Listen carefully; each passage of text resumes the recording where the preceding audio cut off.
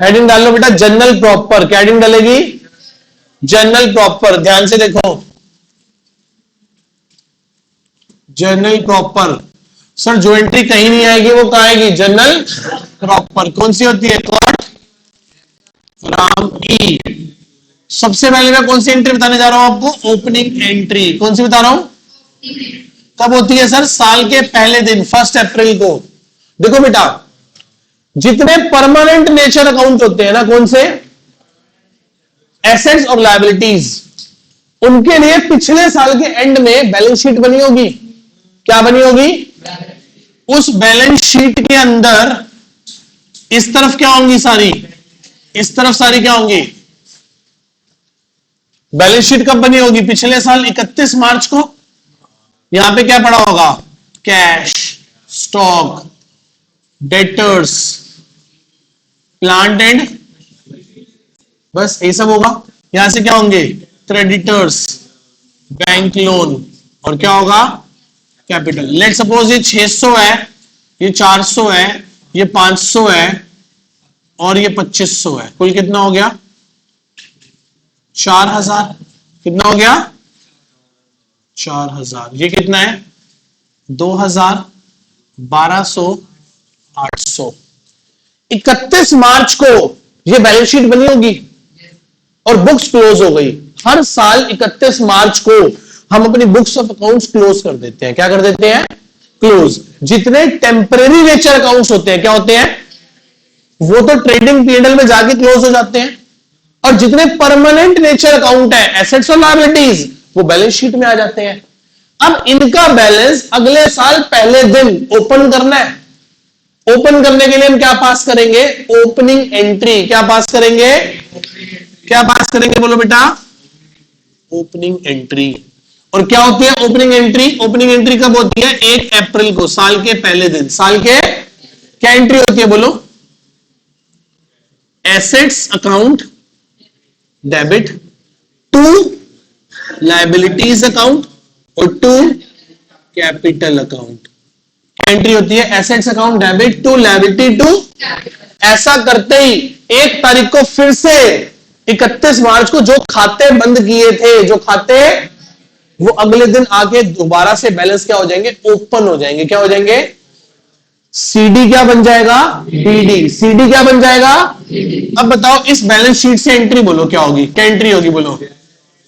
Cash account debit, फिर stock account, फिर debtors account, फिर plant machinery account debit. To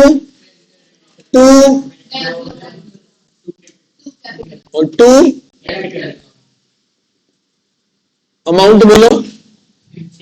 600, 400, 500, 2500, 800, 1200, 2000। बोलो यस और नो।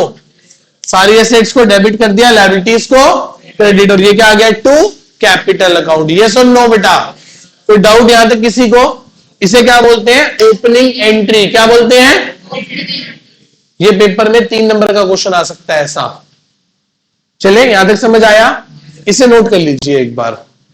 अभी सिर्फ आओ जी बेटा, अब हम करने जा रहे हैं इलिस्ट्रेशन नंबर 10, 11 और 15। इलिस्ट्रेशन नंबर 10, 11 और 15 निकालो बुक से, रीड करो 10th इलिस्ट्रेशन। कहता है from the following ledger balances of 31 March, 31 मार्च की शाम को हमारे पास बिल्डिंग 5 लाख की पड़ी है, फर्नीचर 2 लाख का, debtors 1 lakh, creditors 80,000, bank overdraft 40,000, capital 7,30,000 और कैश 50,000। कह रहे हैं आप ओपनिंग एंट्री करके दिखा दो। क्या करके दिखा दो बेटा आप? तो करो, क्या होगा? सारी एसेट्स डेबिट, सारी लायबिलिटीज क्रेडिट और टू कैपिटल। समझ आ गया? हो जाएगा ये। 11th क्वेश्चन पे आओ। 11th क्वेश्चन पे आओ बेटा एक बार ध्यान से। आपके सामने एक रस्तोगी नहीं, राजगोपाल, कौन है? राजगोपाल की बैलेंस शीट पड़ी है। बैलेंस शीट में लायबिलिटी साइड में क्या पड़ा है? आउटस्टैंडिंग सैलरी लायबिलिटी होती है, creditors, bank loan, capital. Asset side में cash in hand, cash and bank, debtor, stock, furniture, plant machinery, land and building given है। इसके बेसिस पे आप ओपनिंग एंट्री पास कर लेंगे, सारी एसेट्स को डेबिट, सारी लायबिलिटीज को क्रेडिट, टू कैपिटल। ये क्वेश्चन 3 नंबर का आ सकता। आगे चलो 15 क्वेश्चन पे आ जाओ बेटा। 15 क्वेश्चन में लिखा है Suresh purchase a running business on the 1st of April 2022। Suresh ने चलता चलाया बिजनेस खरीद लिया। कितने लाख रुपए में? 10 लाख रुपए में। कितने लाख रुपए में बेटा? 10 लाख में। जिसमें ये सब निम्नलिखित चीजें हैं। क्या क्या है? Land building 4 lakh, plant machinery 4.5 lakh, furniture 1.5 lakh, stock 3.5 lakh, debtors 3 lakh, creditors 2.5 lakh liability होते हैं, बिल्स पेबल 1 लाख लायबिलिटी होते हैं, और बैंक लोन 3 लाख लायबिलिटी होते हैं। 15 क्वेश्चन को मार्क करो इंपॉर्टेंट। क्या मार्क करोगे? इंपॉर्टेंट। मेरी बात ध्यान से सुनना। हमने बताओ 15th एग्जांपल में बताओ कितने रुपए में बिजनेस खरीदा है? 15th एग्जांपल में बिजनेस परचेज कितने में किया है? 10 लाख में। कितने लाख में खरीदा है? 10 लाख में। बताओ एसेट्स कितने की ली है? टोटल बताओ एसेट्स कितने की ली है? बताओ 4 लाख, 4.5 लाख, 8.5 लाख, 10 लाख, 10, 16.5 लाख। 16.5 लाख की तो एसेट्स ली है। लायबिलिटीज कितने की ली है? पढ़ो। 2.5 और 1 3.5, 3.5 और 3 6.5 लाख। कितने की ली है? 6.5 लाख। तो इस बिजनेस की नेट वर्थ क्या है? क्या बेटा? NW क्या है? Net worth. अच्छा, नेट वर्थ क्या होती है? Total assets minus outsiders liability. कितनी है वर्थ इस बिजनेस की? ओहो, जो बात मैं आपको समझाना चाह रहा था वो आई नहीं। अच्छा बताओ इस बिजनेस की वर्थ कितनी है और हमने खरीदे भी कितने में है? 10 लाख। मैं क्वेश्चन चेंज कर दूं? ये क्वेश्चन तो बच्चा भी कर लेगा, गलती होगी नहीं। मैं आपको कुछ एक्स्ट्रा कराता हूं। कराऊं? पहले बताओ इस 15 क्वेश्चन की एंट्री बना लोगे? क्या बनेगी? सारी एसेट्स अकाउंट डेबिट, टू सारी लायबिलिटीज, टू कैपिटल 10 लाख। काम खत्म। मैं क्वेश्चन में कुछ चेंज कर रहा हूं, मैं अपने हिसाब से क्वेश्चन में चेंज कर रहा हूं। केस नंबर 1, लेट सपोज यही एसेट है, यही लायबिलिटीज है और बिजनेस की वर्थ 10 लाख बनती है। हमने पेमेंट करी है 10 की बजाय 11 लाख। कितने की पेमेंट करी है? ओ भाई साहब, एक पेटी फालतू दे दी। 1 लाख रुपए क्या दे दिया? ज्यादा दे दिया। अच्छा बताओ, जब आप किसी का बिजनेस खरीदते हो तो क्या आपको नहीं दिखाई दे रहा बिजनेस की वर्थ 10 लाख है? दिख रहा है ना आपको 10 लाख है। फिर भी आपने 11 लाख क्यों दिए? चले चलाए बिजनेस के। किस बात के दिए?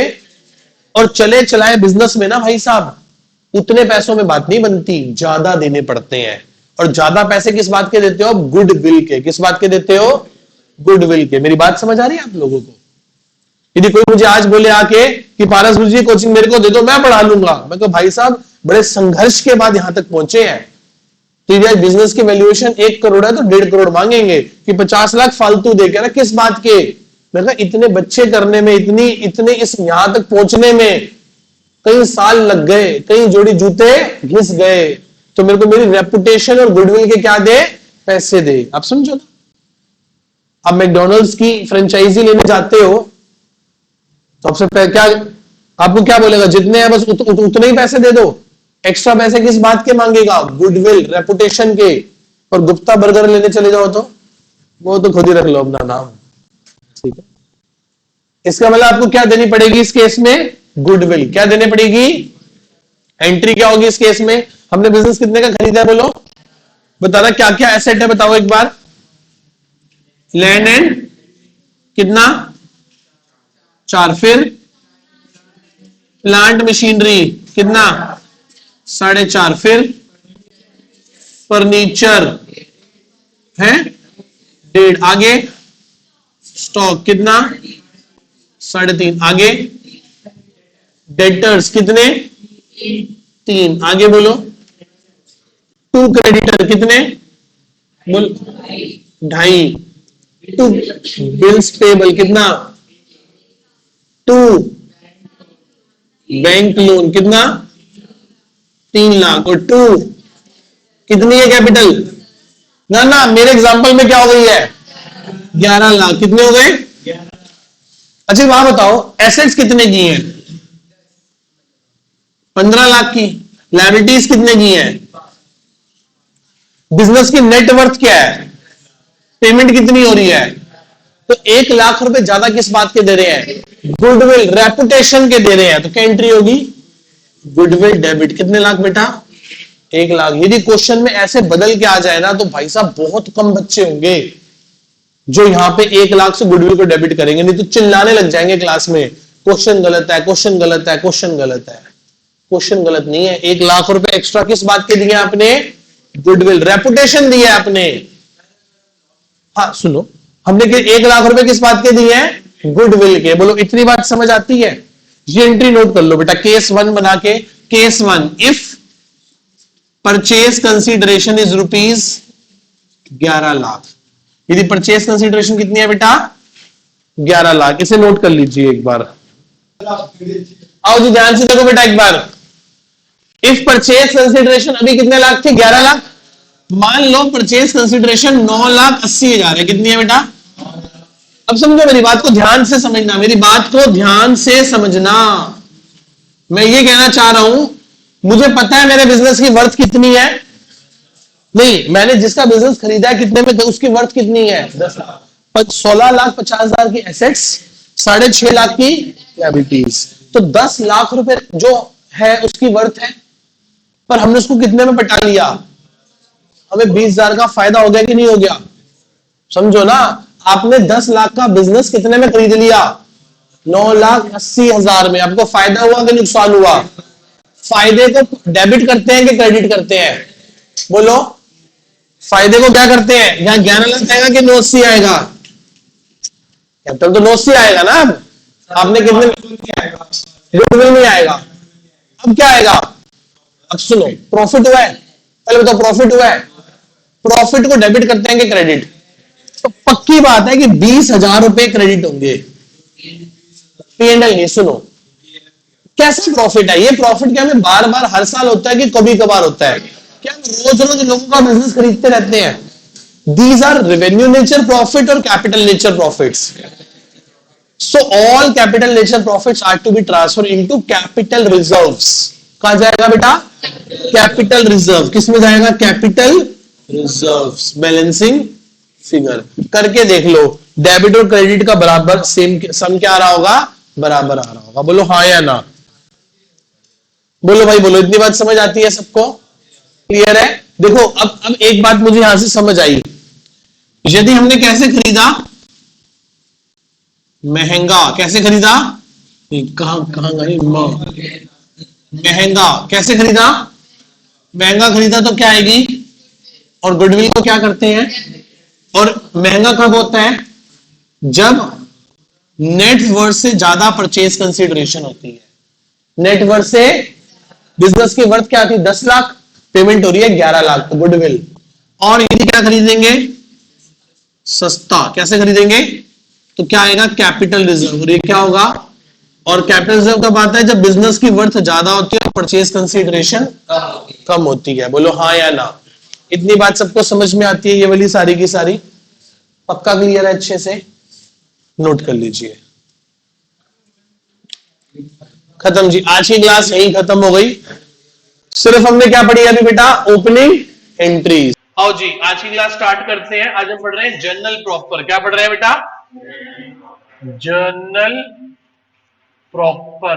जर्नल प्रॉपर के अंदर क्या था? कोट राम ई, C for closing entry, O for T for transfer entry, R for rectifying entry, A for M for और entry for dishonour, entry for dishonour, entry for dishonour, opening closing transfer rectifying adjustment miscellaneous, entry for dishonour. Opening entry हम पहले पढ़ चुके हैं। Closing और transfer entry हम कब पढ़ेंगे? संडे को 12 से 1:30 में। हेडिंग डालो रेक्टिफाइंग एंट्री। हेडिंग डालो रेक्टिफाइंग एंट्री। कौन सी पढ़ रहे हैं पहले? Rectifying entry. वैसे तो भैया रेक्टिफाइंग एंट्री पे ना पूरा चैप्टर है। रेक्टिफाइंग एंट्री पे क्या है बेटा, पूरे का पूरा चैप्टर। और चैप्टर का नाम क्या है, रेक्टिफिकेशन ऑफ एरर्स। क्या नाम है चैप्टर का, नाम क्या है, रेक्टिफिकेशन ऑफ एरर्स। क्या नाम है चैप्टर का, रेक्टिफिकेशन ऑफ एरर्स। की एरर्स को कैसे रेक्टिफाई किया जाता है। क्लियर है इतनी बात। पर अभी हाल फिलहाल में कुछ दो तीन बातें बता देता हूं, एक दो एग्जांपल से बात समझा देता हूं। कह रहे machinery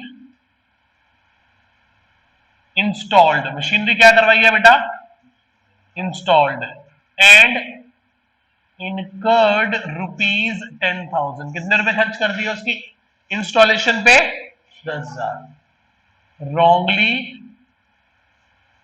charge to repair and maintenance account. किसके अकाउंट में डाल दिया गलती से, रिपेयर एंड मेंटेनेंस में डाल दिया। किस में डाल दिया, रिपेयर एंड मेंटेनेंस में डाल दिया। किस में डाल दिया बेटा, repair and. Machinery install and incurred 10,000। Machinery install करी और इनकर्ड करे बेटा कितने, 10,000। Wrongly charge to repair and maintenance, गलती से कहां डाल दिया बेटा, रिपेयर एंड मेंटेनेंस में डाल दिया। किसमें डाल दिया गलती से, रिपेयर एंड। कोई डाउट यहां तक। हमने खरीदी क्या है बोलो बेटा, मशीनरी। अच्छा, मशीनरी खरीदने टाइम जो भी खर्चा किया जाता है वो उसकी कॉस्ट में ऐड कर दिया जाता है। इस खर्चे को क्या बोलते हैं, कैपिटल नेचर एक्सपेंडिचर। क्या बोलते हैं इसको बेटा, देखो जब भी कोई हम असेट खरीदते हैं और उस टाइम कोई भी खर्चा करते हैं तो वो खर्चा असेट की कॉस्ट में क्या हो जाता है, ऐड हो जाता है। वो खर्चा असेट की कॉस्ट में क्या हो जाता है बेटा, ऐड हो जाता है। और जब वो खर्चा उसकी कॉस्ट में ऐड हो जाता है तो उसी खर्चे को क्या बोलते हैं, कैपिटल एक्सपेंडिचर। क्या बोलते हैं उसको, कैपिटल एक्सपेंडिचर। तो सर यदि मशीनरी को इंस्टॉल करवाया है तो सही एंट्री ये होनी चाहिए थी, मशीनरी अकाउंट डेबिट। क्या एंट्री होनी चाहिए थी, पर गलती से हमने क्या कि किसको डेबिट कर दिया, repair and maintenance account debit. गलती से किसको डेबिट कर दिया, तो बताओ रेक्टिफाई कैसे होगी, रेक्टिफाई कैसे होगी। किसको डेबिट होना चाहिए था, बोलो, मशीनरी को। किसको डेबिट होना चाहिए था, क्या मशीनरी डेबिट हुई है, तो मशीनरी को डेबिट कर दो। किसको डेबिट कर दो, मशीनरी अकाउंट डेबिट बेटा, 10,000 रुपए। अच्छा बताओ, क्या रिपेयर मेंटेनेंस को डेबिट होना चाहिए था, तो उसको रेक्टिफाई करने के लिए क्या कर दोगे, क्रेडिट। इसे खत्म करने के लिए क्या करोगे, क्रेडिट। तो to repair and maintenance account 10,000। इतनी बात में किसी को डाउट है बेटा, पहले बोलो। इतनी बात सबको समझ में आती है। हमने मशीनरी इंस्टॉल करवाई है, कैपिटल नेचर खर्चा है, मशीनरी अकाउंट डेबिट होना चाहिए था। गलती से हमने किसको डेबिट कर दिया, रिपेयर मेंटेनेंस को। किसको डेबिट कर दिया, होना चाहिए था मशीनरी को डेबिट, जो कि नहीं हुई थी। तो इसलिए मैंने मशीन को क्या कर दिया, डेबिट। रिपेयर मेंटेनेंस को डेबिट। यदि किसी चीज को डेबिट नहीं होना चाहिए था तो उसके इफेक्ट को खत्म करने के लिए आप क्या करोगे, तो टू रिपेयर मेंटेनेंस अकाउंट। बोलो हाँ या ना। इतनी बात समझ आती है, इस एग्जांपल को नोट कर लो। देखो जी, एक एग्जांपल और करते हैं बेटा। क्या एग्जांपल है, ₹10,000 incurred on the white wash of building. हमने बिल्डिंग की व्हाइट वॉश करवाई है। क्या करवाई है, white wash. Wrongly debited to building account. गलती से किसको डेबिट कर दिया बेटा, बिल्डिंग अकाउंट को डेबिट कर दिया। गलती से किसको डेबिट कर दिया बेटा, बिल्डिंग अकाउंट को। सही में क्या होना चाहिए था बताओ, व्हाइट वॉश करवाना कोई कैपिटल नेचर खर्चा है कि रेवेन्यू नेचर खर्चा है, day to day normal expense ही तो है। यदि आप व्हाइट वॉश करवाओगे अपनी बिल्डिंग में तो क्या कहोगे, आप कहोगे repair and maintenance account debit. किसको डेबिट करोगे, पर गलती से आपने किसको डेबिट कर दिया, आपने तो कैपिटल खर्चा मान के बिल्डिंग को ही डेबिट कर दिया। बोलो हाँ या ना। होना किसको चाहिए था डेबिट, और गलती से कौन डेबिट हो गई, बिल्डिंग। तो रेक्टिफाई कैसे करोगे बोलो, किसको डेबिट होना चाहिए था, तो repair and maintenance account debit. Building को डेबिट होना चाहिए था कि नहीं होना चाहिए था, तो इसको खत्म करने के लिए क्या करोगे, क्रेडिट। और नाम किसका लगा दोगे, बिल्डिंग को क्रेडिट कर दोगे। किसको क्रेडिट कर दोगे बेटा, बिल्डिंग को क्रेडिट कर दोगे। बोलो हाँ या ना, इतनी बात समझ आती कि नहीं आती? क्लियर है इतना? हेडिंग डाल लो बेटा, एडजस्टमेंट एंट्री। क्या होती है एडजस्टमेंट एंट्री? जो कुछ अकाउंट्स को या कुछ चीजों को क्या कर रही है, एडजस्ट कर रही है। 5 प्रकार की एडजस्टमेंट एंट्री है, मैं आपको बताता हूं कौन कौन सी। एक होती है आउटस्टैंडिंग एक्सपेंस की। किसकी होती है बेटा? और एंट्री क्या होती है बताओ? आउटस्टैंडिंग एक्सपेंस की एंट्री क्या होगी? Expense account debit to outstanding expense account. बोलो हाँ या ना। एक होती है प्रीपेड एक्सपेंस की। किसकी होती है बेटा? प्रीपेड एक्सपेंस की एंट्री होती है। और क्या एंट्री होती है? अच्छा, आउटस्टैंडिंग तो क्या है? लायबिलिटी। और प्रीपेड क्या है? एसेट। तो क्या एंट्री होगी? Prepaid expense account debit to expense account, to expense account. हाँ या ना? एक एंट्री होती है अक्रूड इनकम की। किसकी होती है बेटा? अक्रूड इनकम क्या होती है आपकी? एसेट। क्या होती है आपकी? तो एसेट अगर डेबिट करोगे ना, क्या कहोगे? Accrued income account debit to, income को क्या कर दोगे? क्रेडिट कर दोगे। हाँ या ना? एक होती है बेटा कौन सी? अनअर्न्ड इनकम की। किसकी होती है बेटा? अनअर्न्ड इनकम क्या होती है? Income which is receive in advance. तो ये क्या है हमारे लिए? एक लायबिलिटी। इनकम को कम कर दो, क्या कहोगे? Income account debit to unearned income. Unearned तो कौन कौन सी हो गई? आउटस्टैंडिंग एक्सपेंस लायबिलिटी है तो क्या कर दिया? क्रेडिट। प्रीपेड एक्सपेंस असेट है तो क्या कर दिया? डेबिट। अक्रूड इनकम असेट है तो क्या कर दिया? डेबिट। अर्न इनकम लायबिलिटी है तो क्या कर दिया? क्रेडिट। बोलो हाँ या ना। बोलो भाई बोलो। Outstanding expense, prepaid expense, accrued income और अनअर्न्ड इनकम, इन 4 एंट्रीज को क्या बोलते हैं? Adjustment entry. एक एडजस्टमेंट एंट्री और होती है, that is called inter owing adjustment. क्या बोलते हैं इसे? अब सर ये क्या चीज है? इंटरओइंग एडजस्टमेंट क्या होती है? इंटरओइंग का मतलब है बेटा, मान लो किसी एक व्यक्ति से हमें पैसे लेने हैं, पैसे, और उसी के पैसे देने भी हैं। सर ऐसा कैसे हो सकता है? मैं आपको बताता हूं। मेरी फैक्ट्री है जहां शर्ट्स बनती हैं। क्या बनती हैं? शर्ट्स। ये जैन साहब बैठे हैं हमारे पास। जैन साहब की एक चांदनी चौक में शॉप है, जिनसे मैं कपड़ा खरीदता हूं, शर्ट बनाता हूं, दुनिया को बेचता हूं। और जैन साहब का एक शोरूम है कोहाट इंकलेव पे, पीतमपुरा में 4-5 शोरूम है। मैं इनको शर्ट्स भी सप्लाई करता हूं। तो मैं इनसे उधार पे रॉ मटेरियल खरीदता भी हूं और मैं इनको उधार पे फिनिश गुड्स बेचता भी हूं। तो जैन साहब से मुझे पैसे लेने भी है और जैन साहब के मुझे पैसे देने भी है। लेने कौन से हैं? शर्ट वाले पैसे। देने कौन से हैं? रॉ मटेरियल वाले पैसे। तो ये मेरे क्रेडिटर भी हैं और डेटर भी हैं। तो एक बात बताओ, मैं कह रहा हूं कि मैंने आपके लाख रुपए देने हैं, आपसे 2.5 लाख रुपए लेने हैं। सही है गलत है? या सीधा बोलूं कि मैंने आपके 1.5 लाख देने हैं? मेरी बात समझ लो आप, कि अब आप क्रेडिटर को किससे एडजस्ट करा दोगे? डेटर से। क्रेडिटर कौन है आपकी? लायबिलिटी। जब उसे कम करोगे तो क्या करोगे?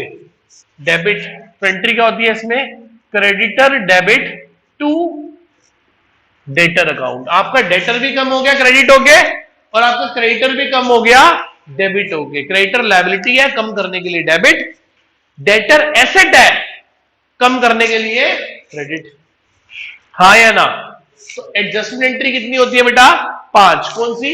Outstanding, prepaid, accrued income, earned income और इंटरओइंग एडजस्टमेंट। वैसे और भी बहुत सारी होती है, बट हम भी हाल फिलहाल ये 5 के बारे में बात कर रहे हैं। कौन सी एंट्री पढ़ ली हमने? एडजस्टमेंट। ठीक है, नोट कर लीजिए, कोई डाउट है तो पूछ लीजिए। तो मिसलेनियस एंट्री, हेडिंग डाल लो बेटा, मिसलेनियस एंट्री। क्या होती है miscellaneous entry? Sir miscellaneous entry वो एंट्री है जो एंट्री कहीं रिकॉर्ड नहीं हो रही। जो एंट्री कहीं रिकॉर्ड नहीं हो रही, वो कहां जाके रिकॉर्ड हो जाएगी? मिसलेनियस, जनरल प्रॉपर में। और जनरल प्रॉपर में भी साल के शुरू वाली एंट्री ओपनिंग में, साल के आखिरी वाली क्लोजिंग में, outstanding, prepaid, accrued, earned adjustment में, गलत एंट्री को ठीक करने के लिए रेक्टिफाइंग में, और उसमें भी जो फिट ना हो रही हो वो फिर कहां पे, मिसलेनियस में। सर कुछ एग्जांपल दो, लिखो बेटा, मिसलेनियस एंट्रीज के एग्जांपल लिखो। Loss by fire, loss by theft, loss by fire, loss by theft, loss by fire, loss by theft, interest on capital, interest on drawings, interest on capital, interest on drawings, bad debts, depreciation,